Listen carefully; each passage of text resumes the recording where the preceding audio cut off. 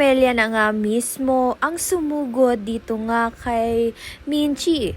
At dahil nga sa galit nga niya ay inatake nga siya sa puso. Kahit pa nga masasamang salita ang sinabi nga nito ni Amelia dito nga kay Minchi, ay hindi nga nagatubili itong si Minchi na tulungan nga itong si Amelia. Kaya naman nga't naagapan ng kanyang sakit.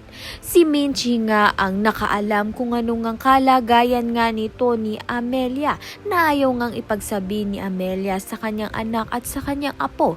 Sa kabilang banda naman nga, may matagal na nga palang nararamdaman ito ngang si Nate at ngayon pa nga lang siya inaatake ng sakit.